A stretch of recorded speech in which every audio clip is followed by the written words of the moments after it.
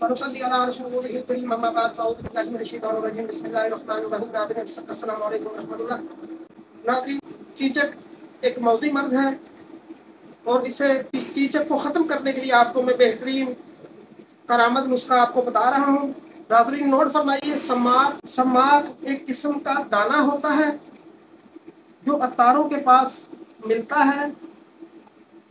वो गुलाब में तर करके गुलाब में तर करके साफ करके थोड़ा सा काफूर मिलाकर रात दिन में चंद बार टपकाएं।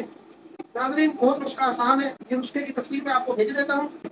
ये नुस्खा मुजर्रिब है, आजमूदा है। चीचक को खत्म करने के लिए चीचक के दाने हैं उन पर ये चंद कतरे टपकाते जाएं। जहाँ जहाँ चीचक निकली होगी इंशाल्लाह खत्म हो जाएगी। नाज़रीन अस्सलाम वालेकुम व रहमतुल्लाह।